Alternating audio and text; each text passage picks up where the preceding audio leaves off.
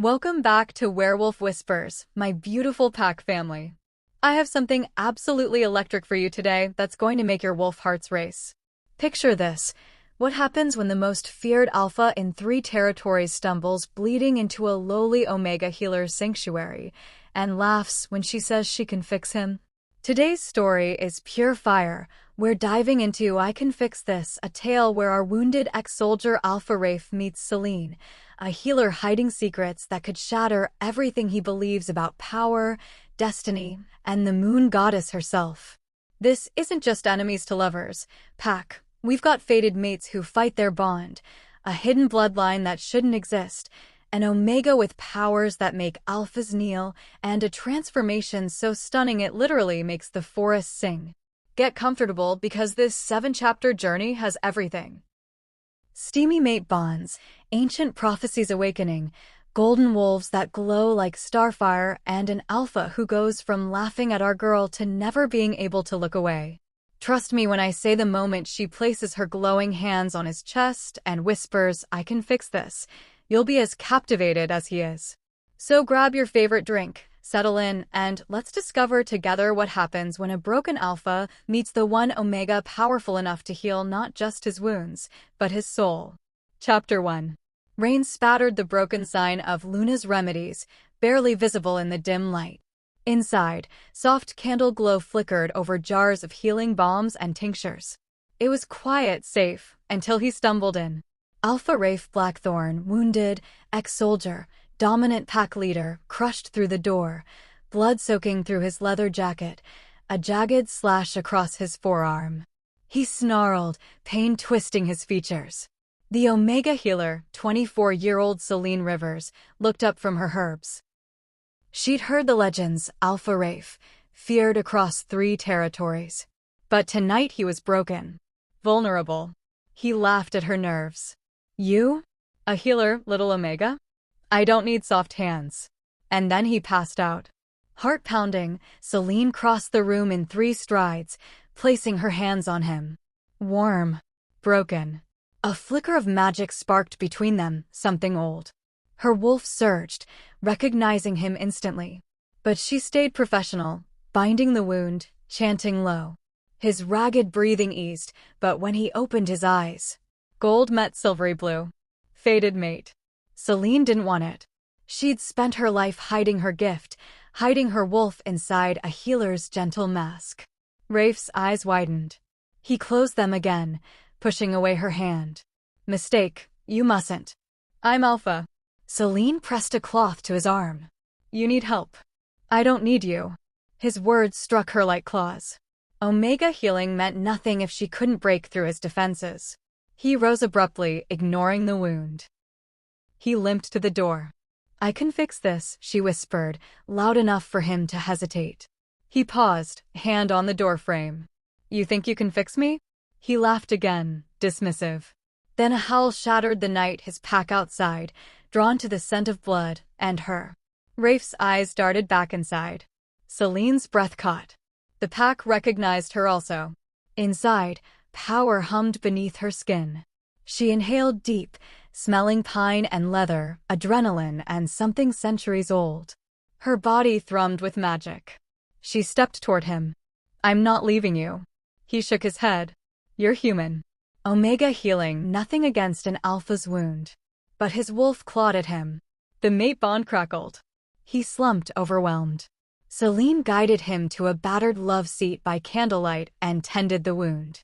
Throughout the night Celine worked, herbs, whispered words in wolf tongue, power deep in her veins she barely controlled. Rafe drifted in and out, groans reminding her why she stayed. At moonrise, after a surge of pain, Rafe sat bolt upright. He touched the bandaged wound. It was gone. A faint silver welt remained. His eyes flew to Celine, shock giving way to something deeper. She pressed her palm against her chest, heart pounding. "You shifted," she said softly. He frowned. "My wound healed. But why? Why do I feel tethered to you?" "You're my mate," she said, calm but fierce. He laughed. Cruel this time. "Mate?" I laughed at fate. He rose, suddenly limping less, stronger. He paced the cramped room like a cornered wolf. Celine watched, worry and longing warring inside her. Then he stopped. Direct eyes, deep recognition. "Show me again," he demanded.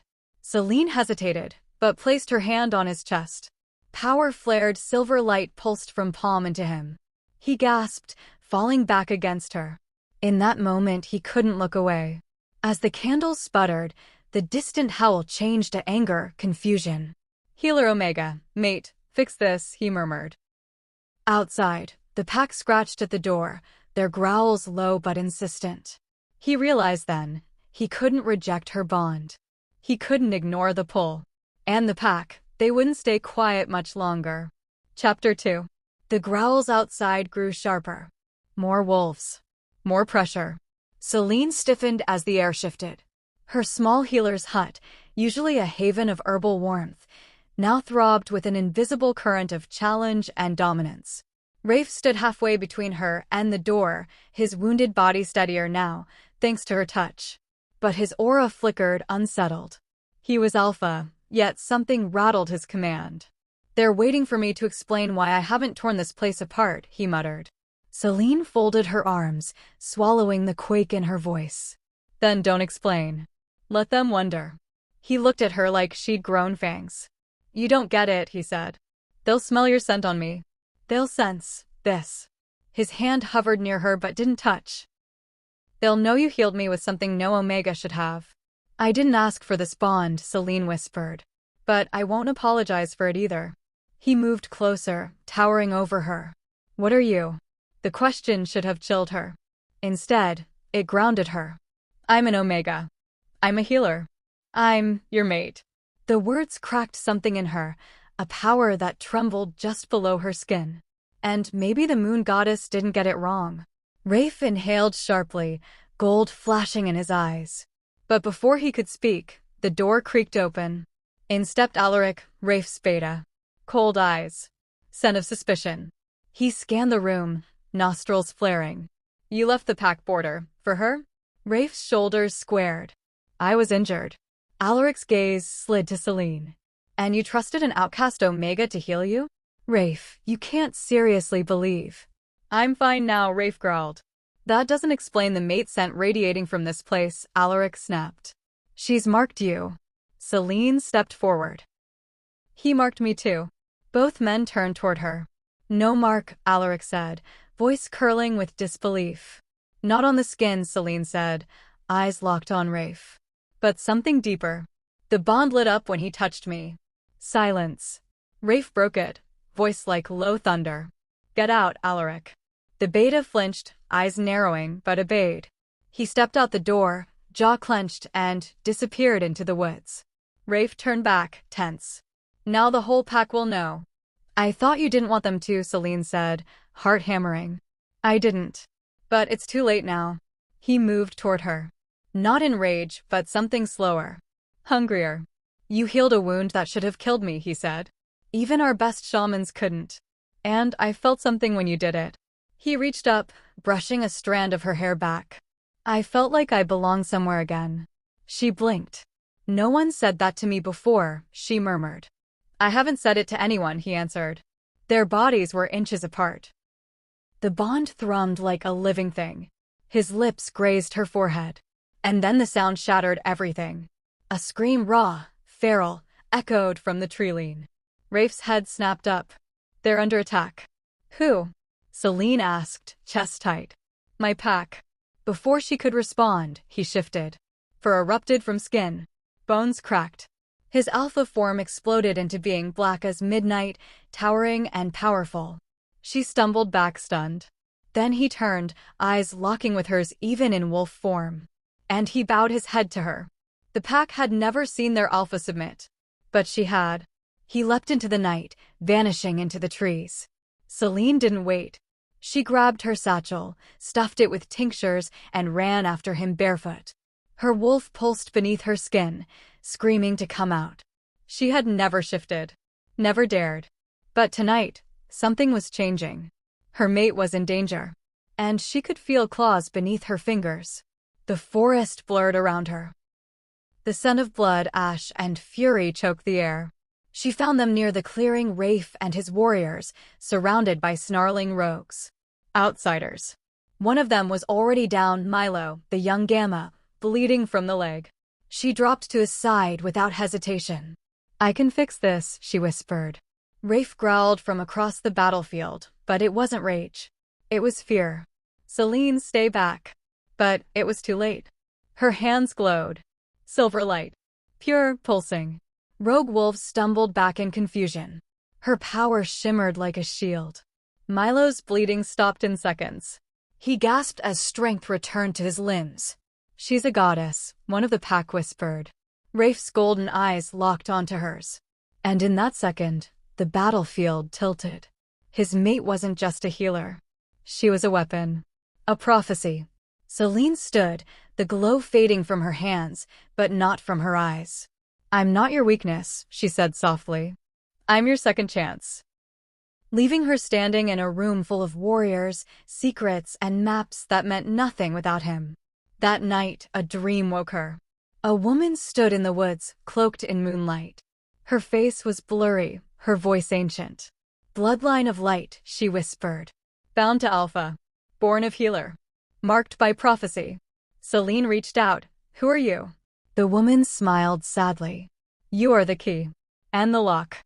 Then the ground split beneath them, and Celine woke up screaming.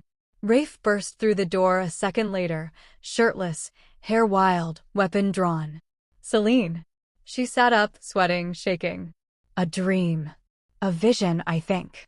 He dropped the weapon and crossed to her. "Tell me." She did. Everything. The shadowed figure. The Hollowborn name. The dream woman. Rafe's expression darkened. "I've heard the name Hollowborn once," he said. "When I was a boy. My father whispered it in fear. Said they were the wolves who healed with light and fought with fire." "They're real," Celine said. "No. They were wiped out during the Great Purge. Every last one." "Not every," she whispered. Their eyes met. And something unspoken passed between them. "You're not just mine," Rafe said. "You're the turning point." Celine's lips parted. "Then what do we do?" He cupped her face. "We make sure they don't take you." Then he kissed her again. But this time, he didn't pull away. The bond exploded. Fire. Ice. Light. His wolf surged forward and hers answered. A spark flared in her eyes. Not silver. Gold. And Rafe stumbled back, stunned. "You're shifting." She clutched her chest. Her bones ached. Her skin shimmered. "I think I'm about to." But before it could happen, the war horns blew. 3 long howls. Warning. Rafe spun. "They're here." "Who?" "The ones who want you."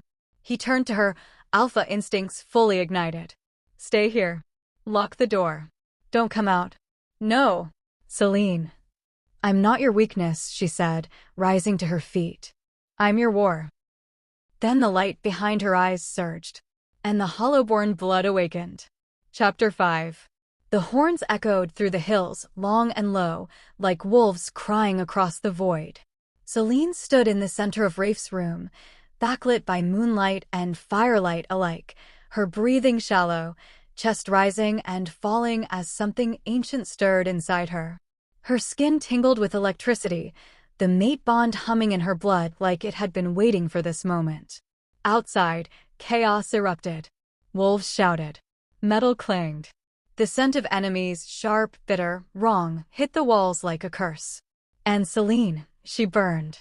Rafe gripped her arm, his voice fierce. "Celine, don't shift. Not yet. If you do it before you're ready, the pain could tear you apart." She looked up at him, her silvery blue eyes laced with gold fire. "They're here for me, aren't they?" He didn't answer. He didn't need to. A deep boom shook the hall. Someone, or something, had breached the outer gates. "I'm not running," Celine whispered. "You want me to be your Luna? Then let me fight like one." Rafe's expression flickered, conflict, fury, pride. "You're not Luna yet." "Then make me," she said. He stared at her, this lowly Omega healer, who had once trembled at the sight of him. And now? She radiated power.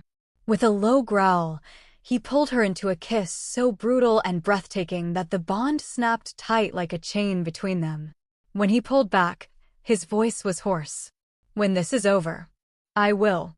He shifted in a blur of movement, black fur rising across his form, and bolted down the hall toward the intruders.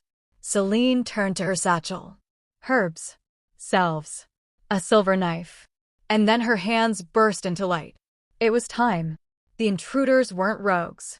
They were sentinels. Not of a rival pack, but of something older. A sect long thought dissolved. Pale-skinned wolves, taller than normal, with twisted eyes and black veining running through their fur. Rafe met them head-on at the base of the great hall stairs.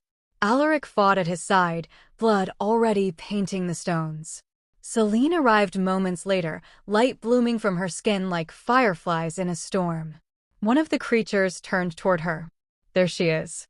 The Hollowborn, another hissed. The moon's last mistake. Touch her and die, Rafe growled, fangs bared. You don't get to choose, said the leader. The bond is hers. And so is the flame. He lunged at Celine. Rafe was fast. But she was faster. Celine raised her hands, and the blast of silver-gold light that erupted from her palms knocked the enemy across the hall. He crashed into a stone column and didn't rise. The others faltered. That power, it's real. Celine stepped forward, eyes glowing. I'm not a mistake. I'm prophecy. The hallway trembled with her voice. Wolves stared in shock. Alphas bowed their heads. Even the elders, hidden in shadow, rose from their seats at the edge of the room. Because they knew. The last Hollowborn had returned. And she was bonded to an alpha. To Rafe. But power has a price. Celine stumbled. Her knees buckled. Her vision flickered. Rafe caught her before she hit the ground. You used too much, he said, cradling her against him. I had to. I couldn't let them take you. He looked down at her, torn between fury and awe. You don't belong in a healer's hut anymore. I never did. You belong on a throne. Her lips curved into a weak smile. I'd rather be in your bed. He kissed her forehead, holding her close as the last of the intruders were dragged away. But the danger wasn't over. Later that night, the elders summoned them. 3 ancient wolves, each bearing the scent of old magic and deeper truths. She is of the Hollowborn, the first said. It is undeniable. She must be tested, said the second. Claiming cannot happen without proof she can control it. She has already proved it, Rafe growled. But Celine stood. I'll take the test. Whatever it is. They nodded. The trial of flame. At dawn. Rafe was furious. You don't have to do this. You're mine. You don't need to prove it. Yes, I do, she said, brushing a hand over his jaw. Not for them. For me. He pulled her into his arms. If anything happens, then you'll find me again, she whispered. We're bonded, remember? He kissed her, slower this time. More desperate. When she finally pulled away, she smiled. I can fix this. He laughed. Shook his head. You've already broken me. Then he watched her walk away. And he couldn't look away. The moonlight followed her into the trees. And the trial waited. Chapter 6. The trial of flame wasn't held in a sacred temple or polished stone chamber. It took place deep within the heart of the Wormwood, a cursed stretch of forest where the air itself whispered in dead languages, and the trees bled sap that glowed under moonlight. Celine walked barefoot through the threshold of bone and ash, guided by torch-bearing elders. Her white shift billowed around her knees, and the light from her skin flickered low beneath it, pulsing with every step closer to the unknown. Rafe wasn't allowed to follow. He waited at the edge of the woods, fists clenched, jaw locked, fury rippling under his skin like a beast demanding to be let loose. Alaric stood beside him but said nothing. There was nothing to say. If Celine failed, the bond would shatter. If she succeeded, she would be something the pack had not seen in over 2 centuries. A Hollowborn Luna. Celine reached the clearing. A circle of scorched earth. In the center, a stone platform shaped like a crescent moon, and on it, a dagger carved from obsidian and moonstone. Cold. Beautiful. Lethal. The elders surrounded her in silence. Step forward, the eldest whispered. She did. You will face 3 flames, the voice continued. Each one forged from the core of your soul. You will not fight monsters. You will fight yourself. Celine took a breath and stepped onto the stone. The moment her foot crossed into the circle, fire erupted.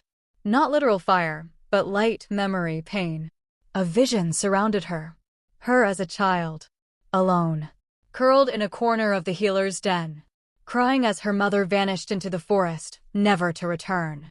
You weren't strong enough to save her, the vision spat. You let her go. I was 8, Celine whispered. You were weak. I was hidden. She made me hide. To protect me. Because you weren't worth the fight. Celine shook her head, tears brimming. That's not true. The vision stepped forward, her face, her voice, but empty of love. You can't fix everything. No, Celine whispered. But I can try. She raised her hand. Silver light blasted through the image, and the vision vanished in smoke. The second flame rose instantly. Rafe. Bleeding. On his knees. Growling through pain. You failed me, the vision said. You let me be broken. I healed you, she said, voice cracking. You didn't even want it. I wanted to die, the fake Rafe snarled. Because loving you means I'm weak. No, she said, stepping forward. Loving me makes you whole. She wrapped her arms around the illusion and whispered, You may laugh, Alpha, but I will always fix you. The vision shattered like glass. The third flame was silent. It was her. Not broken. Not angry. Cold. A version of her that never found Rafe. Never awakened. Never shifted. Never loved. Just a healer in a hut, watching the world pass her by. Is that what you want? She asked the vision. The cold Celine said nothing. Because I don't. She stepped forward, kissed the forehead. Her wolf was not white. Not gray. Not silver. She was golden. She was flame. She howled. And every creature in the wormwood held back. Rafe felt it before he saw it. His wolf dropped to its knees. The pack followed suit. Every head turned as she stepped from the trees. Celine. Golden-furred, eyes glowing like suns, standing tall, regal, unbreakable. Luna.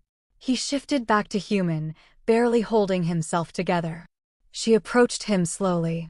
And then, without speaking, shifted back. The pack gasped. She stood bare under the moonlight, glowing with power, skin kissed by divine light. Rafe dropped to his knees. I'm yours, he whispered. She stepped into his arms, cupped his jaw, and smiled. No, she said. You're mine. Their lips met again. But this time, the bond didn't just snap. It fused. Across the territory, wolves howled in unison. Old magic rippled through the land. The prophecy fulfilled. The healer became Luna. And the alpha who once laughed at her?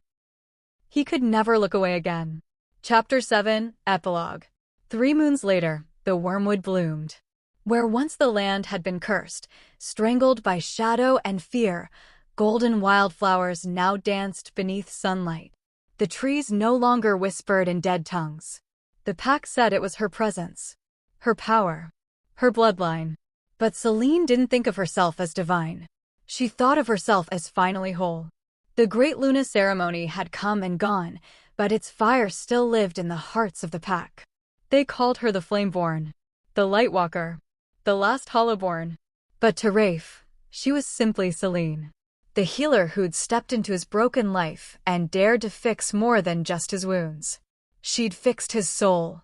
On the morning of the third moon, Celine stood on the cliff's edge overlooking the valley, the wind tugging at her white robes. Behind her, the new Luna's den had been built, half stone, half living wood. The roots still pulsed beneath the floor. Magic alive. Rafe emerged quietly behind her, bare-chested, still smelling like rain and cedar. He wrapped his arms around her waist and pressed a kiss to her shoulder. You're up early, he murmured. So are you. I couldn't sleep. You were glowing. She smiled faintly. Bad dream. He shook his head. No, just a memory. Of a girl in a healer's hut telling me she could fix things. She turned in his arms, fingers drifting over his jaw. Did she? He leaned in until his forehead pressed against hers. She did more than that. The moment swelled with peace. Contentment. But peace never lasted forever. Below, in the valley, A scout ran up the ridge, breathless, wide-eyed. "My Alpha. My Luna," he said, bowing low. "You need to see this." Rafe and Celine followed him down the trail, side by side, power humming between them like shared heartbeat. At the edge of the territory, just beyond the wards, stood a young woman. Dirt on her face, tears in her eyes, a crescent scar on her cheek. "She's like me," Celine said quietly. The girl saw her and whispered, "Please, help me. They're coming." Rafe's expression darkened. "Who?" The girl trembled. "The ones who burn wolves like me." Celine's heart twisted. Not the last Hollowborn, after all. Just the first to rise. She stepped forward, held out her hand. "You're safe now." Behind her, the sky darkened slightly. A raven flew overhead. Omen. Promise. Beginning. Rafe stepped beside her. And together, they prepared to defend not just a pack, but a legacy. One she had only just begun to understand. Because sometimes, fixing the broken doesn't end with healing. It begins with a war.